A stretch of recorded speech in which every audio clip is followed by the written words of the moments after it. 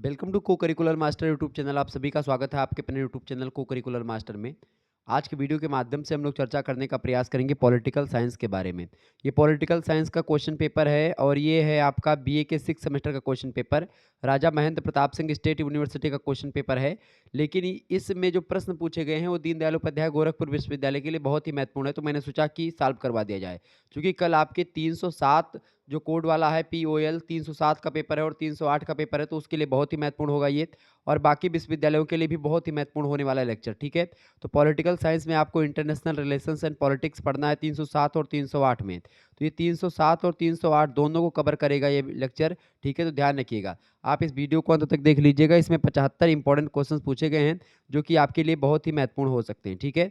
देखिए, पहला प्रश्न आपकी स्क्रीन पर आ चुका है। आज़ादी के बाद भारत की विदेश नीति जिन सिद्धांतों पर टिकी हुई है उनमें सम्मिलित नहीं है। देखिए, पंचशील सिद्धांत, गुटनिरपेक्षता और एक प्रकार से नस्लवाद का विरोध, ये भारतीय विदेश नीति में शामिल है।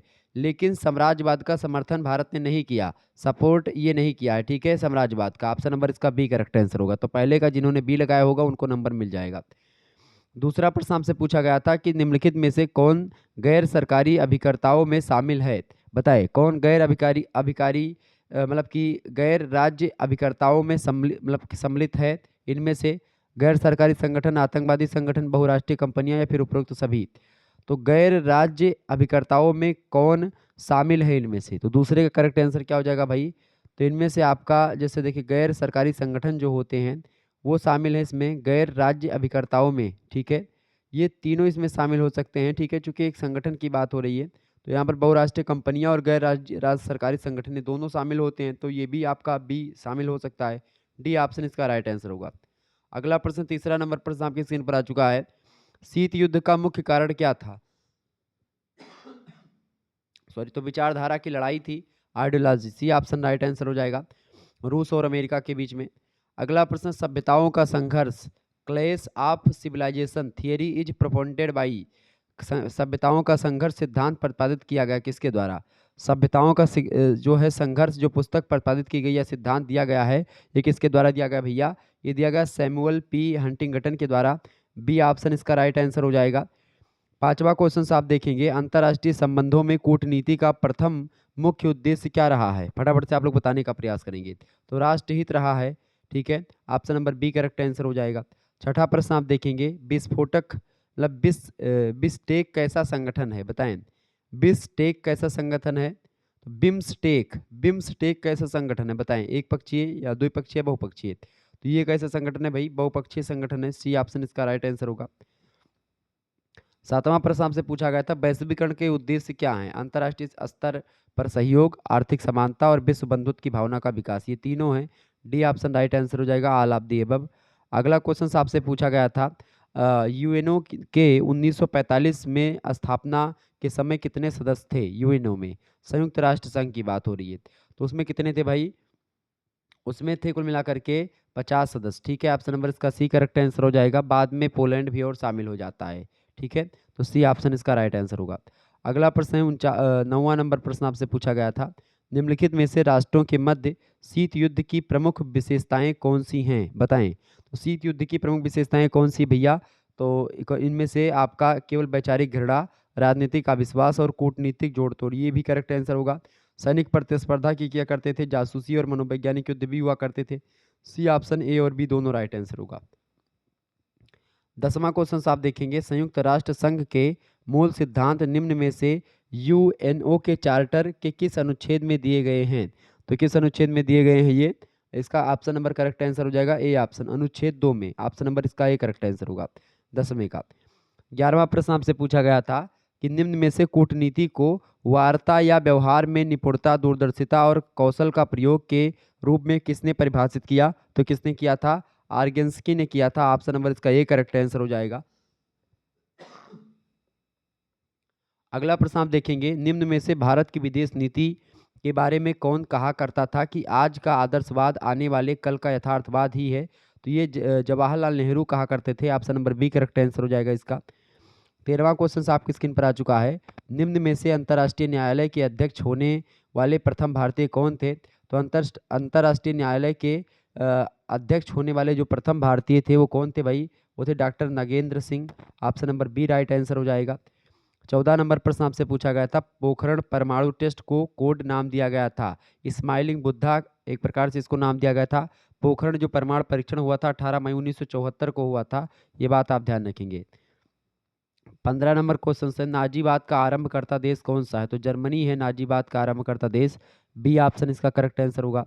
अगला प्रश्न आपसे पूछा गया था 16वां नंबर प्रश्न है, अंतर्राष्ट्रीय संबंधों में 6 व्यवस्थित दृष्टिकोण किसने दिया था? तो मार्टन कापलान ने दिया था। ऑप्शन नंबर इसका सी राइट आंसर हो जाएगा 16वें का। ठीक है, नेक्स्ट क्वेश्चन आपसे पूछा गया था 17 नंबर प्रश्न है, स्टेबल पीस पुस्तक किसने लिखी? Who wrote the book name stable peace? Stable peace पुस्तक के लेखक कौन है, बताने का प्रयास करेंगे। स्टेबल पीस पुस्तक को लिखा है केनेथ ई बाउलिंग ने। ऑप्शन नंबर इसका सी राइट आंसर हो जाएगा। 18 नंबर प्रश्न आपसे पूछा गया था, पैक्स अमेरिकन क्या है? पैक्स अमेरिकन जानते हैं क्या है? ये अमेरिकी सत्ता के माध्यम से शांति है, इसका बी ऑप्शन राइट आंसर होगा। अगला प्रश्न आपसे पूछा गया था 19वां नंबर, निम्न में से सामूहिक सुरक्षा की व्यवस्था को किसने यथास्थिति का संरक्षक बताया है या बतलाया है, बताएं। तो इसका करेक्ट आंसर आपका था उपरोक्त में से कोई नहीं, डी ऑप्शन राइट आंसर हो जाएगा। अगला प्रश्न 20वां नंबर प्रश्न, लुक ईस्ट पॉलिसी के जनक कौन है? लुक ईस्ट पॉलिसी के जनक कौन है? पीवी नरसिम्हा राव, भारतीय प्रधानमंत्री भी रहे हैं, बी ऑप्शन राइट आंसर होगा। 21 नंबर प्रश्न आपसे पूछा गया था, पड़ोसी पहले की नीति किसने दी है? माननीय नरेंद्र मोदी ने, ऑप्शन नंबर इसका ए करेक्ट आंसर होगा। 22 नंबर प्रश्न है, सार्क का 8वां देश कौन सा बना? अफगानिस्तान सार्क का 8वां देश बना, बी ऑप्शन राइट आंसर हो जाएगा इसका 22 नंबर का। ठीक है, अगला क्वेश्चन आपसे पूछा गया था 23 नंबर क्वेश्चन आप देखेंगे, फटाफट से आप लोग देखने का प्रयास करेंगे। प्रश्न है, निम्न में से, इस चैनल को आप सब्सक्राइब कर दीजिएगा क्योंकि इस चैनल पर आपको ऐसे ही तमाम प्रकार के विश्वविद्यालय क्वेश्चन पेपर को सॉल्व करवा करके दिया जाएगा। ठीक है, अगला प्रश्न, निम्न में से पामर और पार्किंसंस के लिए राष्ट्रीय हित की अभिवृद्धि के कौन से साधन हैं, बताएं। इसका करेक्ट आंसर क्या हो जाएगा 23 नंबर का?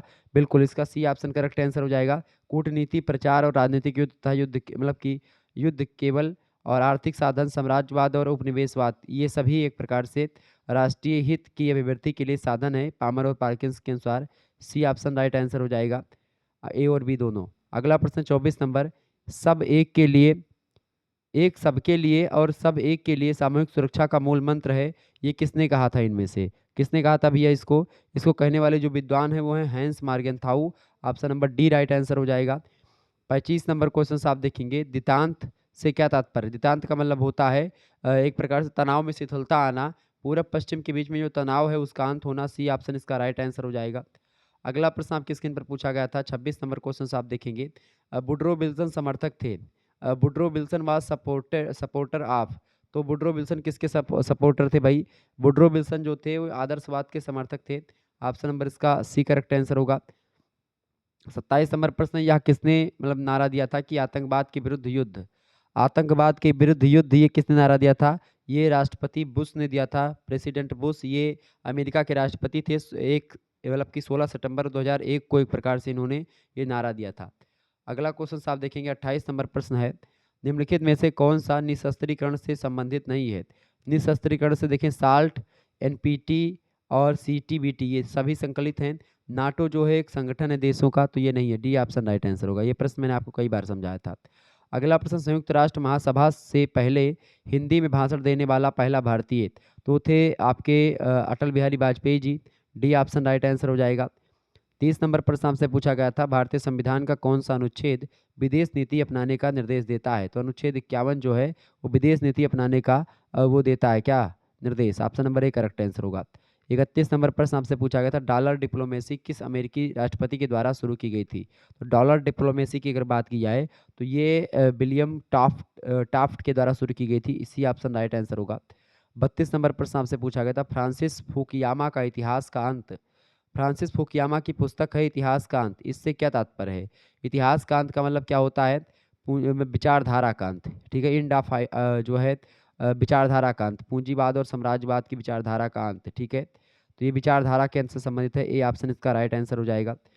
अगला प्रश्न 33 नंबर, निम्नलिखित में से कौन सा द्वितीय विश्व युद्ध के कारण थे? द्वितीय विश्व युद्ध के कारण था राष्ट्रसंघ की विफलता, फांसीवादी यानी कट्टर राष्ट्रवाद का उदय हो रहा था, तुष्टिकरण की विफलता, ये सभी ऑप्शन नंबर डी लगा देंगे उपरोक्त तो सभी। अगला प्रश्न आपसे पूछा गया था 34 नंबर क्वेश्चन आप देखेंगे, स्टार 1 किन दो देशों के बीच समझौता था? तो स्टार वन जो था ये यूएसए और यूएसएसआर यानी कि अमेरिका और रूस के बीच में समझौता था। ऑप्शन नंबर इसका सी करेक्ट आंसर होगा। 35 नंबर क्वेश्चन आपसे पूछा गया था, कौन अंतर्राष्ट्रीय राजनीति को जो है नैतिकता से प्रेरित व संचालित मानते हैं, बताएं। 35 नंबर का करेक्ट आंसर क्या हो जाएगा, फटाफट से आप लोग बताने का प्रयास करेंगे। बिल्कुल बी ऑप्शन, आदर्शवादी जो है आइडियलिस्टिक विद्वान मानते हैं कि जो है अंतर्राष्ट्रीय राजनीति नैतिकता से प्रेरित और संचालित होती है। अगला प्रश्न 36 नंबर, अंतर्राष्ट्रीय संबंधों के संदर्भ में किसने शीत युद्ध शब्द का सबसे पहले प्रयोग किया था? तो शीत युद्ध का सबसे पहले प्रयोग किसने किया था? बर्नार्ड बारूच ने किया था। Option number A right answer होगा इसका। अगला प्रश्न आप देखेंगे, अंतर्राष्ट्रीय संबंधों का अध्ययन किसकी पुस्तक है? अंतर्राष्ट्रीय संबंधों का स्टडी ऑफ इंटरनेशनल रिलेशंस पुस्तक के लेखक, बहुत ही महत्वपूर्ण प्रश्न है ये। 37 नंबर का आपकी परीक्षा में आ सकता है। तो इसको लिखा किसने है? क्विंसी राइट ने। ऑप्शन नंबर इसका बी राइट आंसर हो जाएगा। नेक्स्ट क्वेश्चन आप देखेंगे, 28 नंबर प्रश्न आपसे पूछा गया था, आदर्शवादी किसमें विश्वास करते हैं? आदर्शवादी किसमें विश्वास करते हैं? व्यापार और सहयोग में। ये प्रश्न कई बार मैंने आपको बताया था, व्यापार और सहयोग में। बी ऑप्शन राइट आंसर होगा। 39 नंबर प्रश्न, निम्नलिखित देशों में से कौन सा देश ब्रिक्स में शामिल नहीं है, बताएं। ब्रिक्स में शामिल देश कौन सा नहीं है? तो अमेरिका ब्रिक्स में शामिल नहीं है, जबकि इंडिया, ब्राज़ील और रूस ये सब शामिल हैं ब्रिक्स में। अगला प्रश्न 40 नंबर, नाटो गठबंधन समझौते पर हस्ताक्षर किस विचारधारा के लिए एक उल्लेखनीय जीत थी? नाटो गठबंधन समझौते पर हस्ताक्षर जो हुआ था, ये एक प्रकार से यथार्थवाद के लिए एक उल्लेख जीत थी। ऑप्शन नंबर इसका ए करेक्ट आंसर होगा। 41 नंबर क्वेश्चन आप देखेंगे, आसियान का पूरा नाम क्या है? Association of south east Asian Nations. Option number इसका ए करेक्ट आंसर हो जाएगा। आसियान का फुल फॉर्म है ये। अगला क्वेश्चन आप देखेंगे, 42 नंबर प्रश्न है, विश्व व्यवस्था सिद्धांत, ठीक है, वर्ल्ड सिस्टम थियरी, इसके साथ मतलब इसके साथ कौन सा विचारक जुड़ा हुआ है, बताएं। तो इसके साथ कौन सा विचारक जुड़ा हुआ है भैया? इसके साथ जुड़े हुए हैं इमैनुअल वाल्डरस्टीन। ऑप्शन नंबर इसका ए राइट आंसर हो जाएगा। अगला प्रश्न 43 नंबर प्रश्न आपकी स्क्रीन पर आ चुका है, फटाफट से आप लोग देखने का प्रयास करेंगे। सार्वभौम मानव अधिकार घोषणा पत्र को कब स्वीकार किया गया, बताएं। तो इसको कब स्वीकार किया गया था? 10 दिसंबर 1948 को। Option number D right answer हो जाएगा इसका। 44 नंबर प्रश्न आपसे पूछा गया है, world trade trade organisation WTO जिसको बोलते हैं, इसका मुख्यालय कहाँ पर स्थित है? तो WTO का जो मुख्यालय है ये जेनेवा स्विट्जरलैंड में है, ठीक है। WTO की स्थापना जो हुई थी कब हुई थी? WTO की जो स्थापना हुई थी भैया, ये हुई थी कब? 1995 में, ठीक है।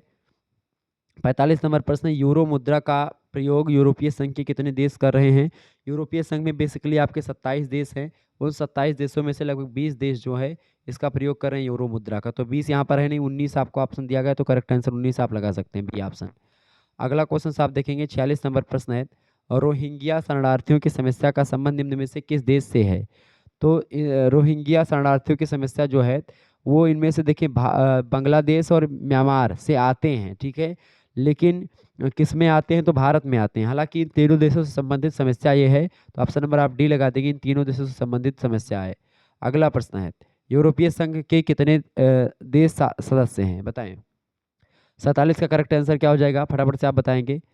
यूरोपीय संघ के कितने देश सदस्य हैं? तो यूरोपीय संघ की स्थापना एक प्रकार से मतलब कितने देश सदस्य हैं इसके भाई? तो इसका 28 लोग सदस्य हैं इसके। बी ऑप्शन इसका राइट आंसर होगा, 27-28 लोग, ठीक है। अगला क्वेश्चन आपके स्क्रीन पर आ चुका है, मतलब देश।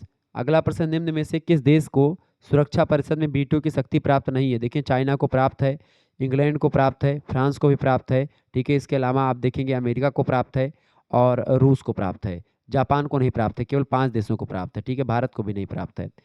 49 नंबर क्वेश्चन आप देखेंगे, द्वितीय विश्व युद्ध के बाद विश्व राजनीति परिवर्तित हो गई, एक ध्रुवीय विश्व में नहीं द्विध्रुवीय विश्व में। ऑप्शन नंबर इसका बी करेक्ट आंसर हो जाएगा।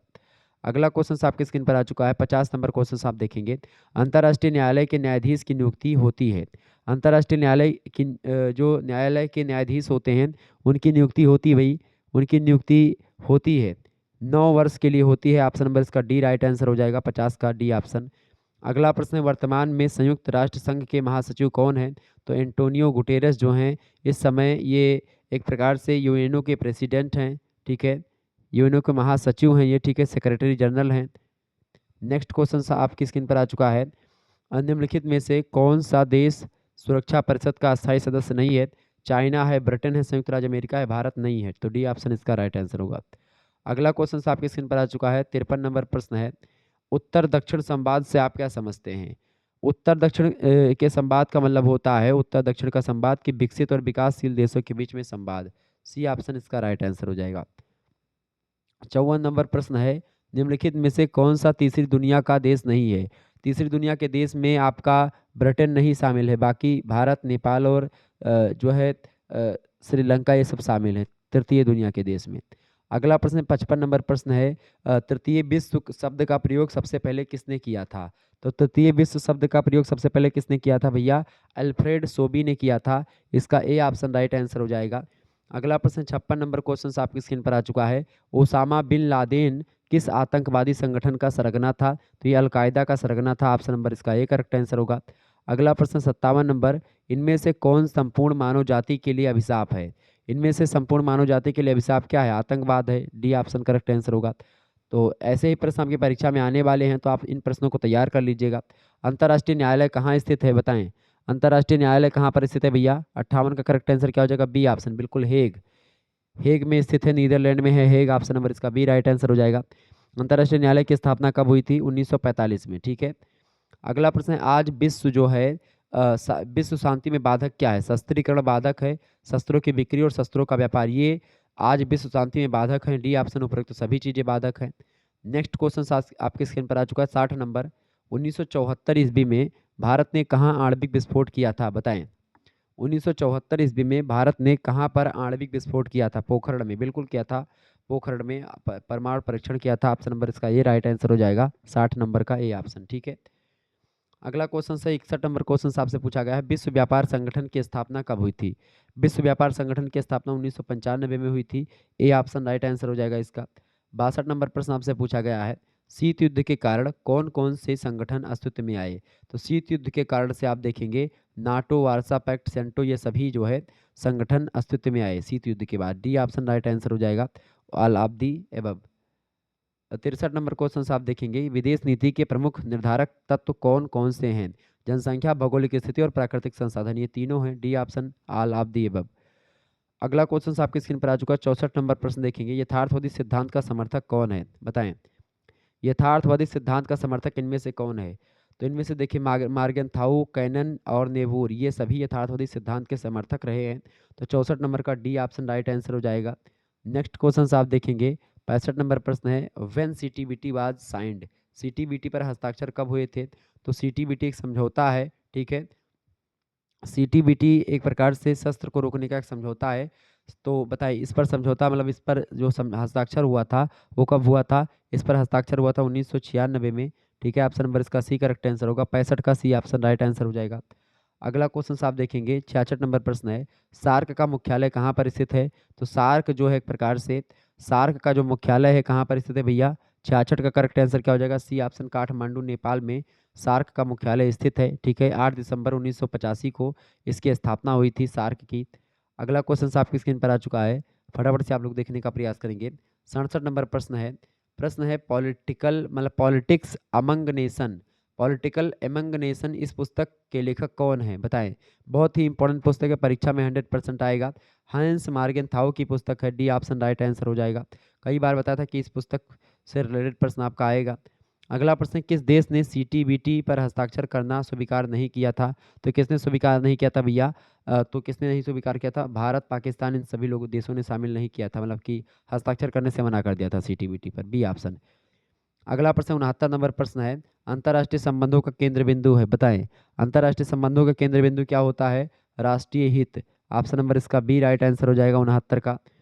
नेक्स्ट क्वेश्चन आपकी स्क्रीन पर आ चुका है, फटाफट से आप लोग देखने का प्रयास करेंगे। 70 नंबर क्वेश्चन है, when did the UNO charter come into force, संयुक्त राष्ट्र संघ के चार्टर को लागू करने की घोषणा कब की गई थी? फटाफट से आप बताने का प्रयास करेंगे। संयुक्त राष्ट्र संघ के चार्टर को लागू करने की जो घोषणा की गई थी वो कब की गई थी भैया? तो इसकी घोषणा की गई थी 24 अक्टूबर 1945 को। Option number C right answer हो जाएगा इसका 70 का। नेक्स्ट क्वेश्चन आप देखेंगे 71 नंबर प्रश्न है, परमाणु शस्त्र प्रसार निषेध संधि पर हस्ताक्षर किस वर्ष किया गया था? तो इस पर जो हस्ताक्षर किया गया था वो किया गया था कब? 1968 में। ठीक है। इसका डी ऑप्शन राइट आंसर होगा। अगला प्रश्न आपकी स्क्रीन पर आ चुका 72 नंबर प्रश्न है, राजनीति शक्ति के लिए संघर्ष है, यह शब्द किसने कहा? राजनीति शक्ति के लिए संघर्ष है, ये हैंस मार्गेंथाउ का कथन है। इसका ए ऑप्शन राइट आंसर हो जाएगा 72 का। 73 नंबर प्रश्न आपसे पूछा गया है, सभी लोग देखने का प्रयास करेंगे, बहुत ही ज़बरदस्त क्वेश्चंस है। सामूहिक सुरक्षा की भावना को ध्यान में रख करके इनमें से किसकी स्थापना की गई थी? तो संयुक्त राष्ट्र संघ की स्थापना की गई थी। ऑप्शन नंबर इसका बी करेक्ट आंसर हो जाएगा। यूएनओ की स्थापना की गई थी सामूहिक सुरक्षा की भावना को ध्यान में रख करके। 73 नंबर का करेक्ट आंसर क्या हो जाएगा? B option. अगला प्रश्न 74 नंबर प्रश्न है, निम्न में से किसने व्याख्या की कि विदेश नीति अंतर्राष्ट्रीय राजनीति की एक अभिसरणी है? तो पामर और पार्किंसंस, ऑप्शन नंबर इसका सी राइट आंसर हो जाएगा। 75 नंबर क्वेश्चन आप देखेंगे, 2024 में विश्व व्यापार संगठन का सम्मेलन निम्न में से किस स्थान पर हुआ था? तो ये कहाँ पर हुआ था? आबू धाबी में हुआ था, संयुक्त अरब अमीरात में। ऑप्शन नंबर इसका सी राइट आंसर हो जाएगा, इन आबू धाबी। 75 का option number C right answer हो जाएगा। तो इस तरीके से आप लोगों ने मोस्ट इंपॉर्टेंट 75 प्रश्नों को समझ लिया, जो कि आपकी परीक्षा की दृष्टि से बहुत ही ज़्यादा महत्वपूर्ण थे। ऐसे ही प्रश्न आपकी परीक्षा में आएंगे, ये बात ध्यान रखेंगे। तो इस प्रश्न को आप सभी लोग तैयार कर लीजिएगा। ये आपकी परीक्षा में यानी कि दीनदयाल उपाध्याय के विश्वविद्यालय के जो पेपर होंगे आपके कल, उसके लिए बहुत महत्वपूर्ण होगी, 307 और 308 के लिए। धन्यवाद, मिलते हैं नेक्स्ट वीडियो में।